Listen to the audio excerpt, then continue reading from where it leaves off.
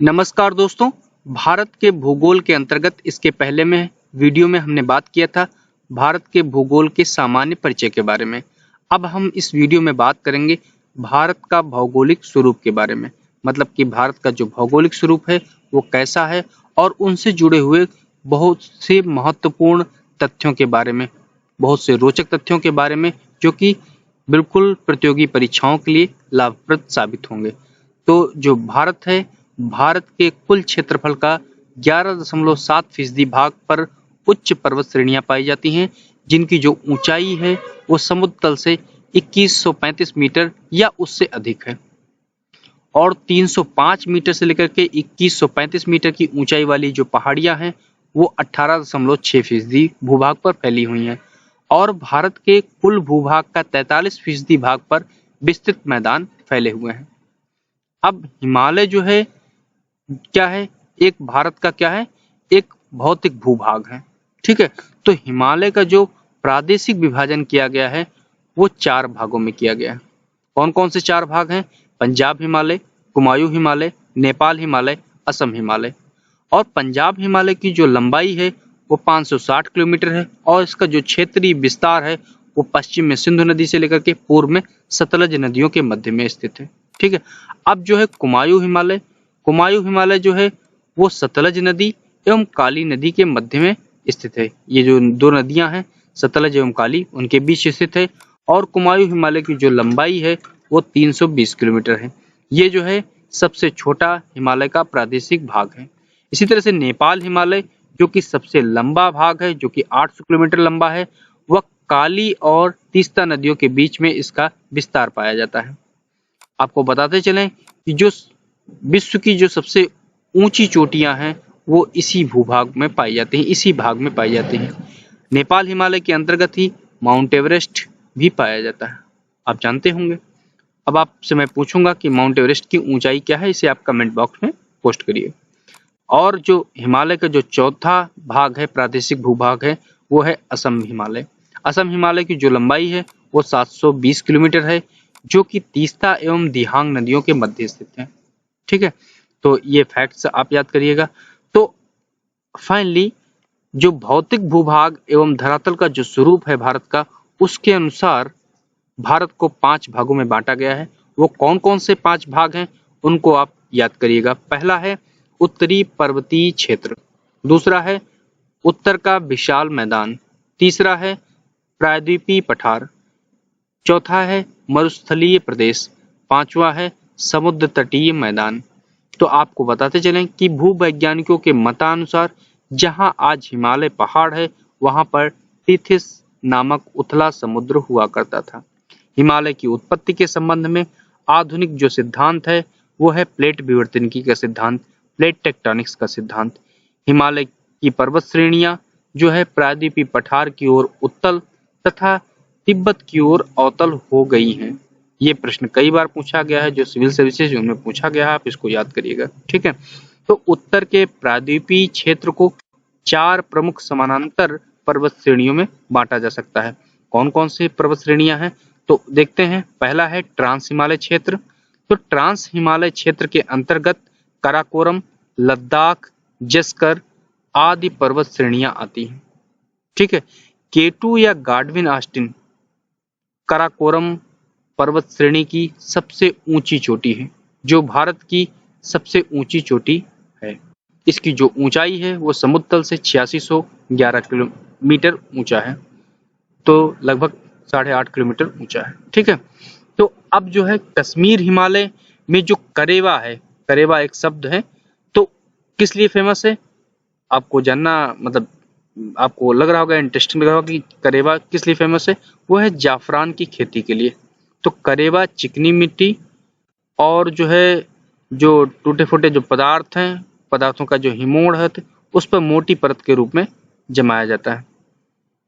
ठीक है, तो बृहद हिमालय में जोजिला, पीर पंजाल में बनिहाल, जस्कर श्रेणी में फोटुला, लद्दाख श्रेणी में खरदुंगला जैसे दर्रे स्थित हैं।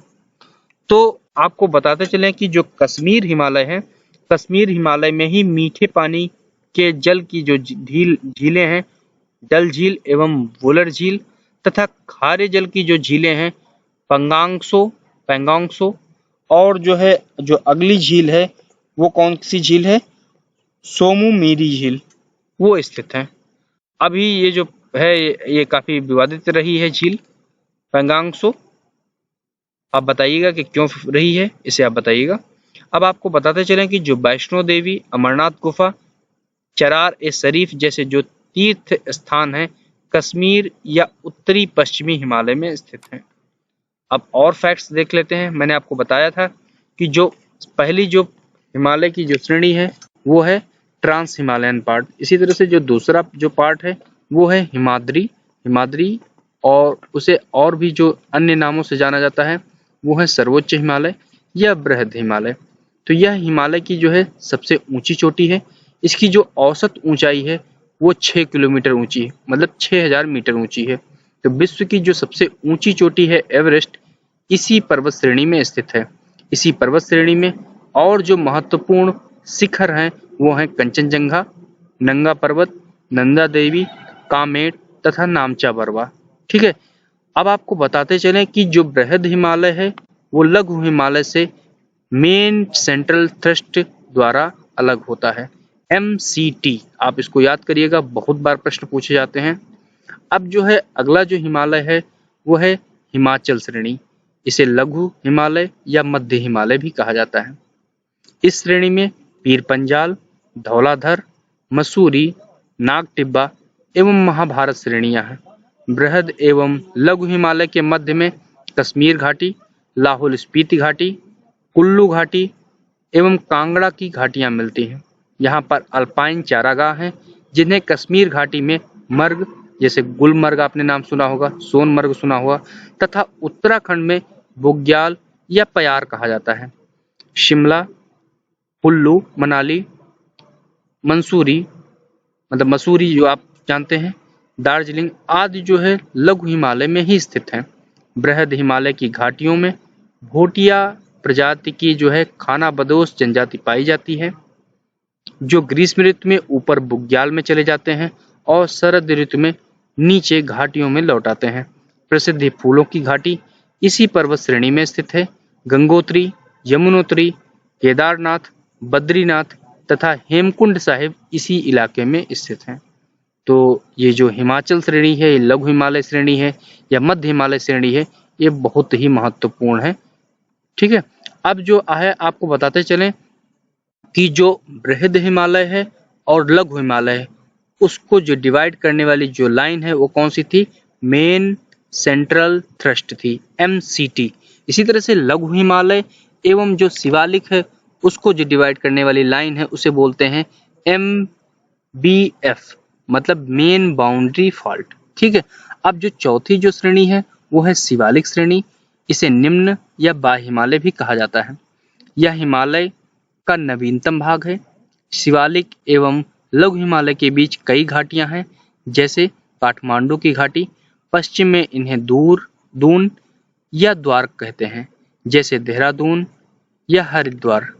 शिवालिक के निचले भाग को तराई कहते हैं। ठीक है। तो आप याद रखिएगा जो शिवालिक का जो पर्वत पदीय भाग है उसे तराई कहा जाता है। तो अरावली की पहाड़ियां राजस्थान राज्य में स्थित हैं। यह सबसे पुरानी चट्टानों से बनी है। इस पहाड़ी की जो सबसे ऊंची चोटी है उसे कहते हैं माउंट आबू। माउंट आबू पर स्थित कौन सी पहाड़ी है, गुरु शिखर। तो सबसे ऊंची चोटी जो है अरावली की वो है गुरु शिखर, जिसकी जो समुद्र तल से ऊंचाई है वो है 1722 मीटर। अरावली के पश्चिम की ओर से माही नदी एवं लूनी नदी निकलती है। लूनी नदी जो है कच्छ के रण में गायब हो जाती है। अरावली के पूर्व की ओर बनास नदी निकलती है। तो पश्चिम से जो निकलती नदियां हैं अरावली से वो है माही नदी एवं लूनी नदी। इसी तरह से जो पूर्व से जो नदियां निकलती हैं उसमें है बनास प्रमुख है। तो वैसी नदियां जो जमीन में लुप्त हो जाती हैं उन्हें द रिवर ऑफ इफिमेरल कहा जाता है, मतलब मानसूनी। ठीक है। तो अब आपको बताते चलें कि मालवा का पठार पश्चिमी मध्य प्रदेश एवं दक्षिणी पूर्वी राजस्थान राज्य में स्थित है, पाए जाते हैं। मतलब कि जो मालवा का पठार उनका विस्तार कहाँ पे है, पश्चिमी मध्य प्रदेश एवं दक्षिणी पूर्वी राजस्थान। यह ज्वालामुखी चट्टानों का बना हुआ है। इससे चंबल एवं बेतवा नदियां निकलती हैं। तो विंध्य का जो पठार है वो झारखंड, उत्तर प्रदेश, दक्षिणी पूर्वी राजस्थान राज्य में है। यह परतदार चट्टानों का बना है। विंध्याचल पर्वत जो है उत्तर भारत को दक्षिण भारत से अलग करता है।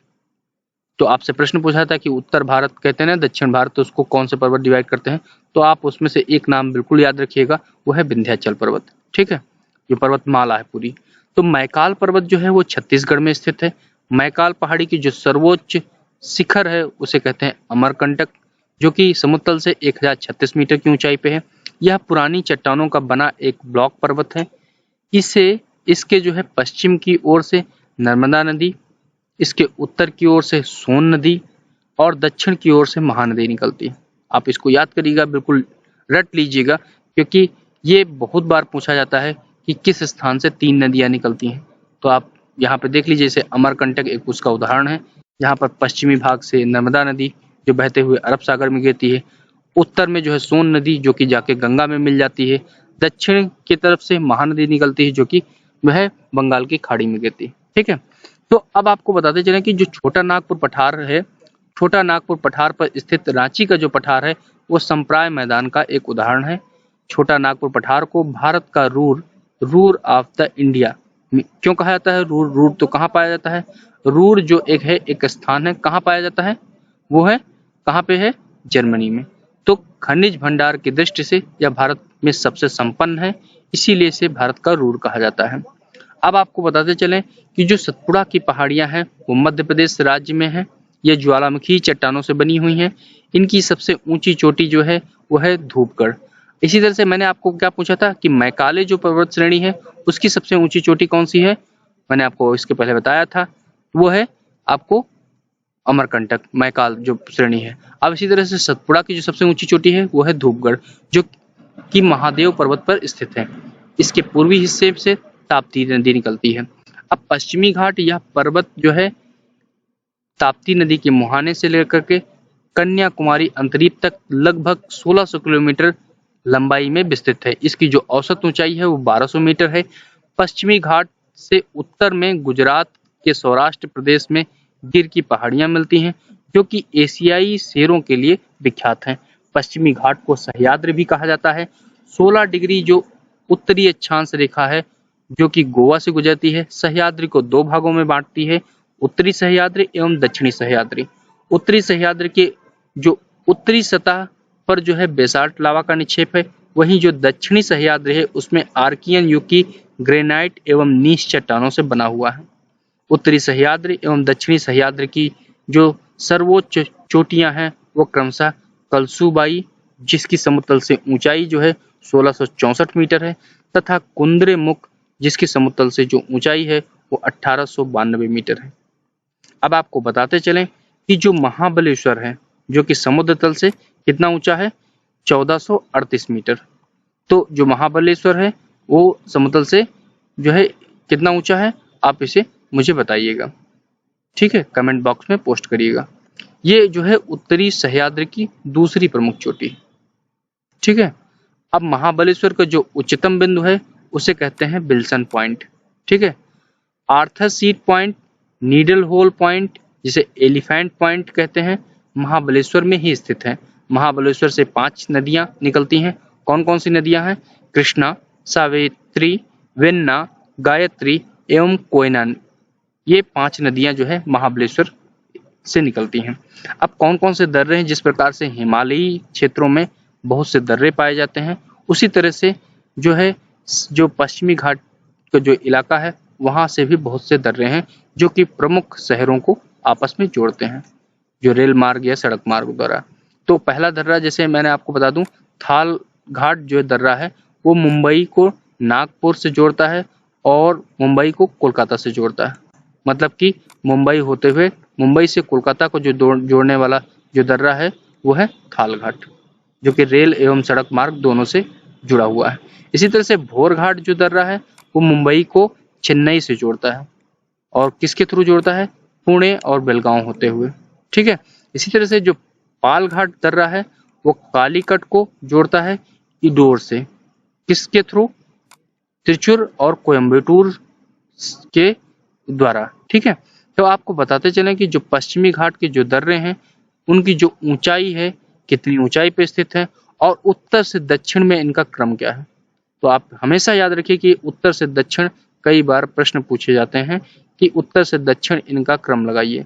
तो सबसे उत्तर में जो दर्रा है पश्चिमी घाट पर वो है थाल घाट, जिसकी ऊंचाई समुद्र तल से 580 मीटर है।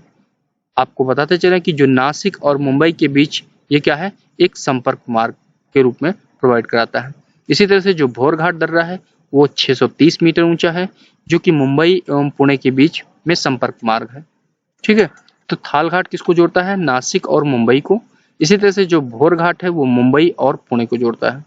तो मुंबई से पुणे आपको कार से जाना है तो कौन से आप दर्रे से गुजरेंगे, भोर घाट से, आप याद रखिएगा। तो पाल घाट दर्रा जो है वो क्या है, 305 मीटर ऊंचा है, जो कि कोयम्बटूर एवं कोचीन के बीच में संपर्क मार्ग का है। इसी तरह से सेनकोट्टा जो है समुद्र तल से 280 मीटर है, जो कि तिरुवनंतपुरम एवं मदुरई के बीच में संपर्क मार्ग जो है प्रदान करता है।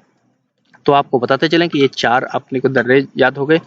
कितनी ऊंचाई पे है ये जानना उतना इंपॉर्टेंट नहीं, लेकिन किन किन प्रमुख शहरों को जोड़ते हैं उनको याद करना है। थाल घाट जोड़ता है नासिक को मुंबई से, भोर घाट मुंबई को पुणे से, पाल घाट जो है कोयम्बटूर को कोचीन से, सेनकोटा तिरुवनंतपुरम को मदुरै से। तो दक्कन का पठार जो है महाराष्ट्र में स्थित है, महाराष्ट्र राज्य में है। यह ज्वालामुखी बेसाल्ट चट्टानों का बना है। यह काली मिट्टी का क्षेत्र है। इस पठार के पूर्वी भाग को विदर्भ कहा जाता है। आपने विदर्भ बहुत बार सुना होगा। ठीक है, तो कहाँ पे स्थित है, वो दक्कन के पठार पे स्थित है। तो धारवाड़ का जो पठार है वो कर्नाटक राज्य में है। यह परिवर्तित चट्टानों से बना हुआ है। इस पठार के पश्चिमी भाग में बाबा बूदन की पहाड़ियां तथा ब्रह्मगिर की पहाड़ियां हैं। आपको जानना है कि भाई बाबा बूदन की पहाड़ियां किस लौह अयस्क के लिए फेमस है, तो आप इसको देखिएगा और हमें बताइए कि किस, अगर आप थोड़ा बहुत भूगोल पढ़े हुए हैं तो आप बताइए, नहीं तो उतना जोर डालने की जरूरत नहीं। हम सभी जो टॉपिक्स में जो भी फैक्ट्स बता रहा हूँ इनके पूरे कार्य कारण सहित मैं आपको पूरे उत्तर दूंगा, जब हम डिटेल में पढ़ेंगे ज्योग्राफी के पार्ट्स। अभी मैं केवल सामान्य जानकारी के रूप में आपको बता दे रहा हूँ कि ये फैक्ट्स हैं, थोड़ा आपको पता चल जाए तो आप में एक इंटरेस्ट जगे, फिर हम डिटेल में पूरा आपको बताएंगे। ठीक है, तो नीलगिरी की जो पहाड़ियां हैं वो तमिलनाडु में है, जो कि एक ब्लॉक पर्वत है। यह मुख्यतः चार्नोकाइट पठार से बनी हुई है। इसकी सबसे ऊंची जो चोटी है वो है दोद्दा बेटा, जो कि 2637 मीटर ऊंची है, जो कि दक्षिण भारत की दूसरी सबसे ऊंची चोटी है।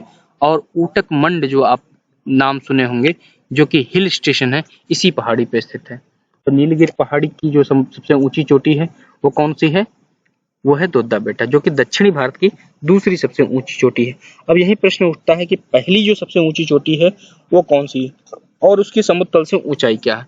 तो जो सबसे ज्यादा ऊंची जो दक्षिणी भारत की चोटी है वो है दोद्दा बेटा, जो कि 2695 मीटर समुद्र तल से ऊंचाई पर स्थित है। इसी तरह से तमिलनाडु राज्य में नीलगिरी के दक्षिण भाग में पाल घाट है।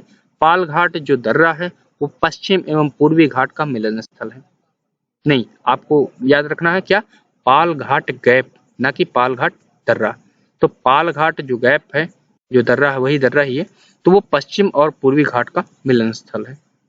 तो ये अब बहुत बार पूछा जाता है कि पूर्वी घाट एवं पश्चिमी घाट जो मिलते हैं किन पहाड़ियों पर मिलते हैं, तो वो है नीलगिरी। ठीक है, और नीलगिरी में भी कहाँ, पाल घाट। तो ये जो है एक मिलन स्थल है, अर्थात पूर्वी घाट एवं पश्चिमी घाट के मिलन स्थल पर नीलगिरी पहाड़ी स्थित है। इसके पार फैली हुई जो कार्डमम की पहाड़ियां हैं वो पश्चिमी घाट का ही विस्तार मानी जाती हैं। ठीक है, तो अन्नामलाई की पहाड़ी जो है वो स्थित है, दक्षिणी भारत में, वो समुद्र तल से सबसे अधिक ऊंचाई पर स्थित है, भारत की जो चोटी है। तो अन्नाईमुडी 3 पहाड़ियों का केंद्र बिंदु है। कौन सी 3 पहाड़ियां हैं, ये तीनों पहाड़ियों की जो श्रृंखलाएं 3 दिशाओं में जाती हैं। दक्षिण की ओर से इलायची की पहाड़ियां, कार्डमम की पहाड़ियां, उत्तर की ओर से अन्नामलाई की पहाड़ियां तथा उत्तर पूर्व की ओर से पलानी की पहाड़ियां। ठीक है, तो ये आपको याद रखना है कि दक्षिण में इलायची की पहाड़ियां, उत्तर में अन्नामलाई की पहाड़ियां और उत्तर पूर्व में पालनी की पहाड़ियां। प्रसिद्ध जो पर्यटन स्थल है कोडाई कनाल, वो जो है तमिलनाडु की पलानी पहाड़ी पर स्थित है। इसी तरह से मैंने आपको बताया था कि ऊटक मंड जो स्थान है, जो कि एक हिल स्टेशन है, कहाँ पे स्थित है, वो नीलगिरी पहाड़ियों पे स्थित है। शिवराय की पहाड़ियां तमिलनाडु राज्य के सलेम में स्थित है। आंध्र प्रदेश एवं उड़ीसा के तटीय भागों में महेंद्रगिरी की पहाड़ी है। भारत के पूर्वी समुद्री तट को निम्न भागों में बांटा जा सकता है, जैसे कन्याकुमारी से लेकर के कृष्णा डेल्टा तक का जो पार्ट है वो कोरोमंडल तट कहलाता है, और कृष्णा डेल्टा से लेकर के गोदावरी तक जो डेल्टा तक जो पार्ट है वो गोलकोंडा तट कहलाता है, एवं गोदावरी डेल्टा से लेकर के उत्तरी तटीय भाग को जो है क्या कहा जाता है, उत्तरी सरकार तट कहा जाता है। तो अगर हम कन्याकुमारी से चलें और पहुंच जाएं कहां तक, बंगाल तक, तो उसे किन किन नामों से जाना जाता है? पहला है कोरोमंडल तट, दूसरा गोलकोंडा तट और उत्तरी सरकार तट। इसी तरह से भारत के पूर्वी तट पर स्थित जो बंदरगाह है, प्रमुख बंदरगाह है, उनको जान लेते हैं। तो पहला है उड़ीसा पारादीप। पारादीप का जो निर्माण किया गया था वो आप जानते हैं किस लिए किया गया था?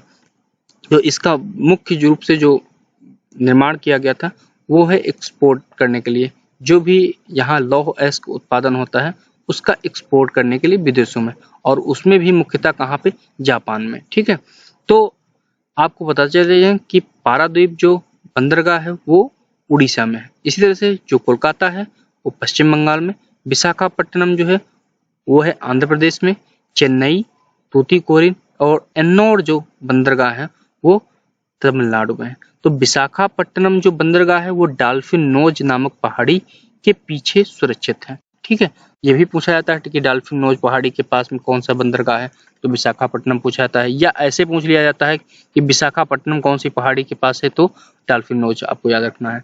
तो पूर्वी तट पर स्थित प्रमुख जो लैगून झीलें हैं उनको भी याद रखिए।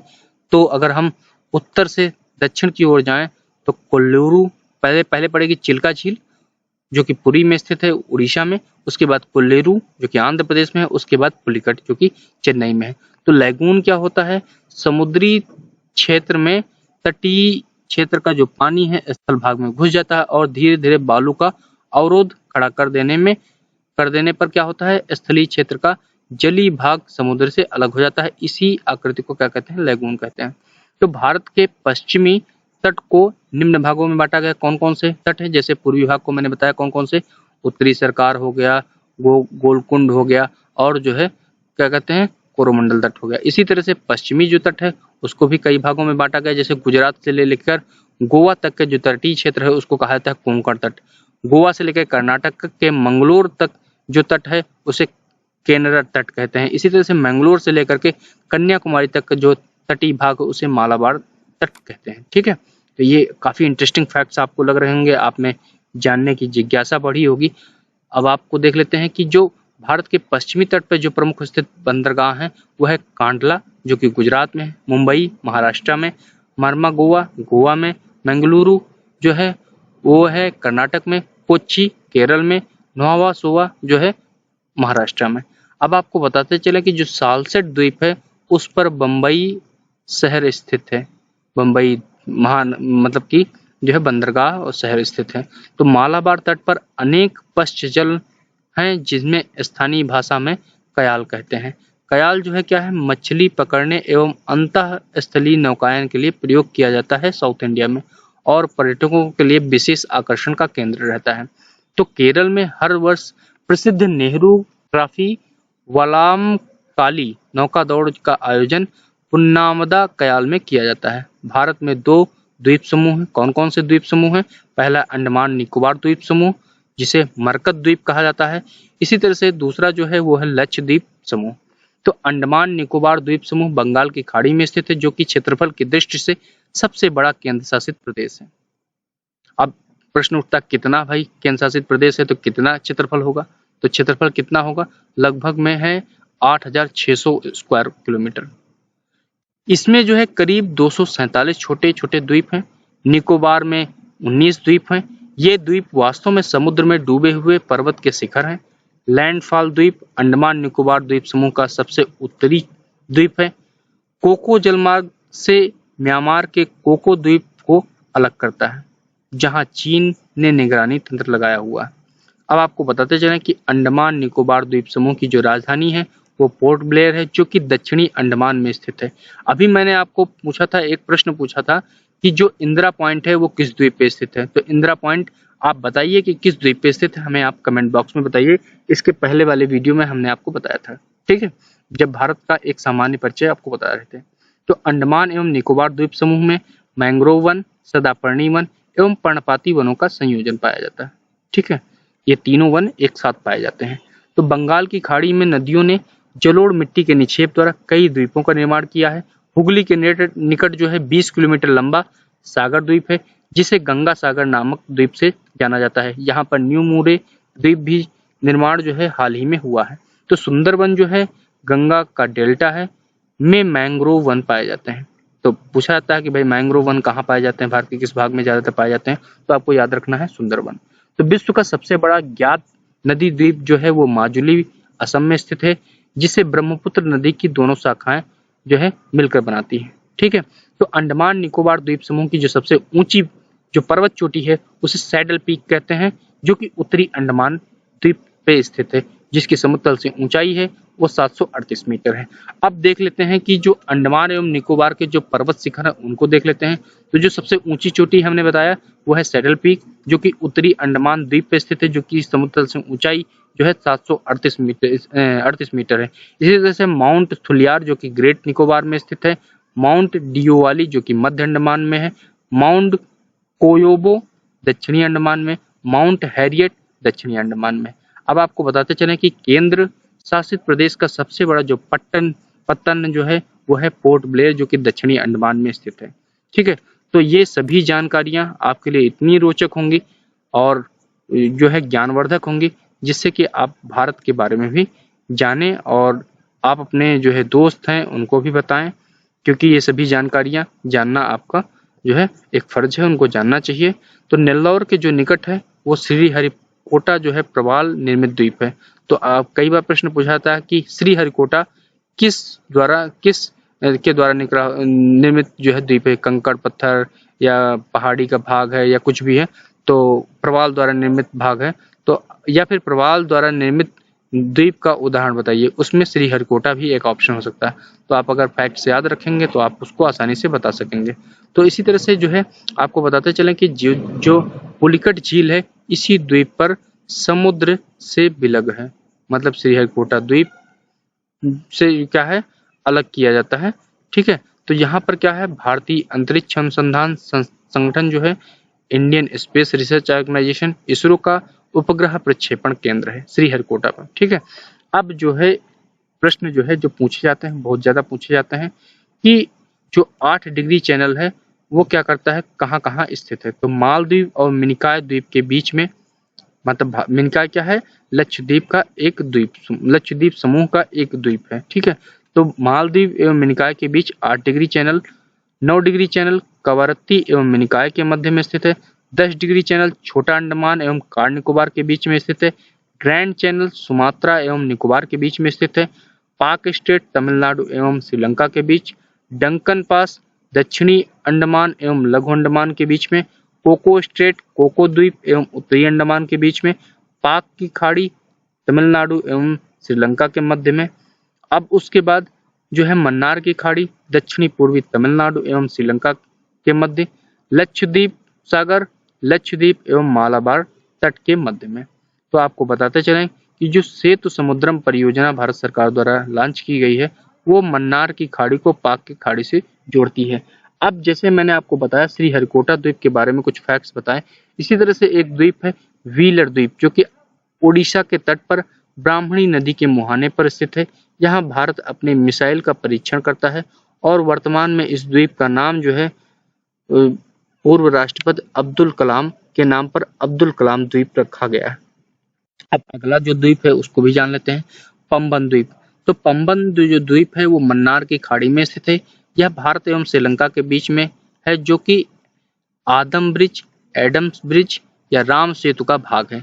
इसे रामेश्वरम द्वीप के नाम से भी जाना जाता है। ठीक है, अब जो है भारत में बैरन एवं नारकोंडा नामक 2 प्रमुख ज्वालामुखी द्वीप हैं। तो जो बैरन द्वीप है वो निकोबार द्वीप समूह में एक सक्रिय ज्वालामुखी का जो है एक रूप है, जबकि नारकोंडम जो द्वीप है वो सुषुप्त ज्वालामुखी का एक उदाहरण है। अब आपको बताते चलें कि जो लक्षद्वीप है समूह है वो अरब सागर में स्थित है। इसमें कुल 36 द्वीप हैं।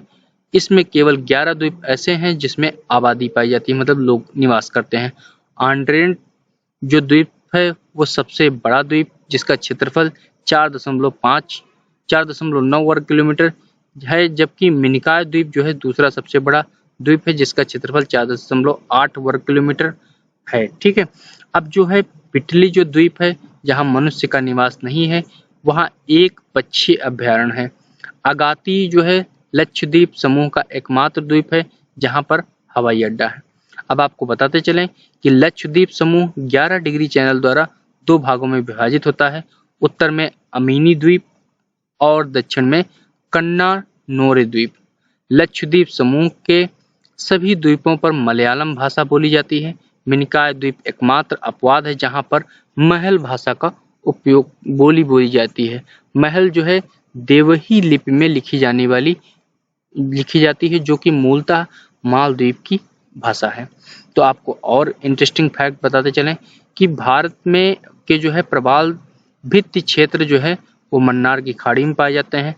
बंगाल की खाड़ी, अंडमान एवं निकोबार द्वीप समूह पे लक्षद्वीप तक सीमित है। मतलब कहाँ-कहाँ 4 प्रमुख क्षेत्र हैं जहाँ प्रवाल भित्ति पाई जाती है। एक मन्नार की खाड़ी, कच्छ की खाड़ी, अंडमान एवं निकोबार द्वीप समूह, लक्षद्वीप। ठीक है, लक्षद्वीप जो है एक एटाल प्रवाल द्वीप का जो है एक उदाहरण है, जबकि शेष सभी तटीय प्रवाल भित्ति के हैं। ठीक है, तो प्रवाल भित्तियों का निर्माण सागरीय जीव मूंगा के अवशेष के समेकन एवं संयोजन द्वारा होता है। मूंगा जो है उष्णकटिबंधीय महासागरों में पाए जाते हैं एवं तथा छूने पर निर्वाह करते हैं। तो उम्मीद है कि ये वीडियो भारत के जो भौतिक प्रदेश हैं उनसे जुड़े हुए रोचक तथ्यों से भरा हुआ रहा होगा और उम्मीद है इससे आपको बहुत सी ज्ञानवर्धक जो है जानकारियां मिली होंगी। अगले वीडियो में हम बात करेंगे भारत की प्रमुख नदियों के बारे में। ठीक है, उस पर डिटेल में हम आपको बताएंगे कहाँ उनसे जुड़े हुए रोचक तथ्यों के बारे में। अगर आपने हमारे चैनल को नहीं सब्सक्राइब किया तो कृपया सब्सक्राइब करें, बेल आइकन दबाना ना भूलें, जिससे कि आपको लगातार शिक्षाप्रद एवं रोजगारपरक जानकारियां लगातार मिलती रहें। इस वीडियो को अपने दोस्तों में शेयर करें जिन्हें आपको लगता है कि इस वीडियो की जरूरत है। धन्यवाद।